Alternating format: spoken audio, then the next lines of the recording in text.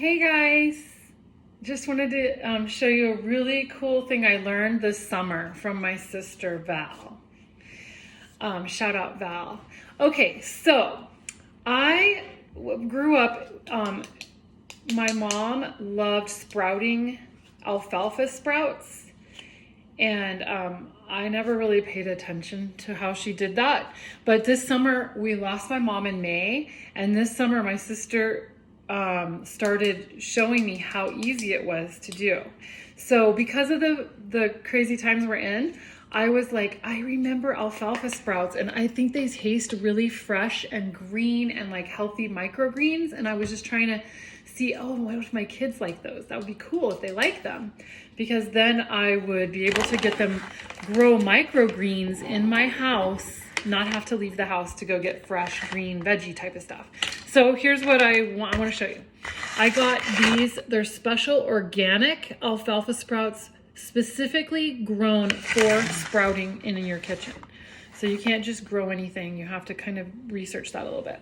So I found these on Amazon, and I've gotten 3 or 4 deliveries from them. So they're all sprouting every single time. So I'm happy about that. So I recommend it. I'm not a sponsor or anything, but it's called Country Creek Acres Organic Non-GMO Seed, but it's specifically grown for sprouting. So you can't like buy alfalfa sprouts for your cows and do it. You got to get the right stuff. Okay, so here's the recipe. You make sure you have a dry teaspoon or tablespoon. You put in 2 dry tablespoons of the alfalfa seeds. Okay. The next step, what you do next is you fill this with cold water. And you're going to let those soak overnight. Okay? So you basically are going to let these soak overnight. Now, on Amazon, you can get sprouting wide mason lids and sprouting screens. Let's see if you can see that that's a screen. Okay? So basically, this is a set. It came in a 2-pack. It's called a sprouting screen. And this is a wide mason ring. So I'm pretty sure these just came together in a pack. But you can use any wide mason jar, any wide mason ring. You just need this screen. And it basically has little holes so your sprouts don't come out when you drain them. So overnight, this is gonna sit overnight. In the morning, you're gonna drain it out, dump out all the water. You've got this screen, so all the little seeds will stay in there. Basically, every morning and every night, you'll then start to rinse these seeds the same way you will. Every morning, every night for 5 days. Morning you rinse it, night you rinse it. And this is what happens. They grow. And this whole jar is 2 tablespoons of seeds. So it started like this 4.5 days ago.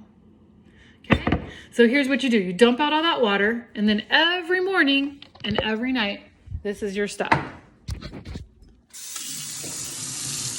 You fill up whatever it looks like, even if it's only a part way filled or just the seeds, you fill it up until it's overflowing with cold water. And then you drain it out.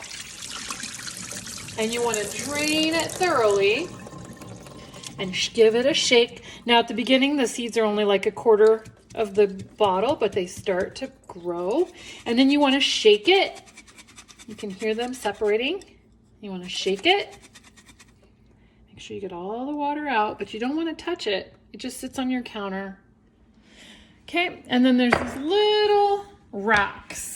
So my sister showed me all the stuff I needed, so I want to show you so you can have a chance to do this with your kids. It's a really fun kind of experiment every day, and my kids love them. They're fresh and bright and a very light flavor. You can mix them in salad or just eat them plain, like we make little sprout bundles is what we call them. So I've gotten all my water out, and then I use this special sprout rack. See, there's still some water in there. And I leave it on a towel, and then it holds it at an angle like that. So every morning I drain it. It sits like this all day. Every night I do the same thing, rinse and repeat. Every morning, every night for like 4 to 5 days. I also try to keep this in a little bit of like a sunny location because I feel like it gets greener. At the beginning, it's not green, but I feel like it gets a greener chlorophyll sort of look if it has a little sun hitting it each day. I don't move it out of my kitchen, but my kitchen faces east and I get the sun in the morning. I hope that you try it. It's so good. And all of my kids like it. Alfalfa sprouts is their favorite. You can do this with broccoli sprouts and other sprouts as well, if you get into it. But this sprout is the mildest flavor, the most kid-friendly, the brightest, crispest, and it's the most like palatable. I would say broccoli sprouts are really peppery flavored, if you like peppery flavor. But after your 5 days, like tomorrow, this will probably be fully done. Then you store this in the fridge while you eat them and you start a new batch. So that's why I started a new batch today. So I wanted to show you why. I started a new batch today because these will be gone in like 3 days. We'll just eat them up. We just pull them out with a fork. Actually, I think I'll just do that so you can see how cool it is. They look pretty much done. So we just take them out. I like teaching live because it makes me feel like I'm in my classroom. Okay, so we just pull them out like this. And then after I use a clean fork to pull it out, one little pull out. I don't dip my hand in that jar.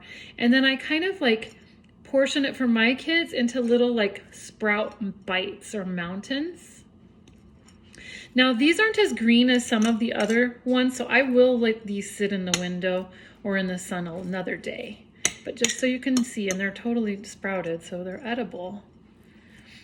I just want to show you. But they do get a lot greener if you wait one more day, I think.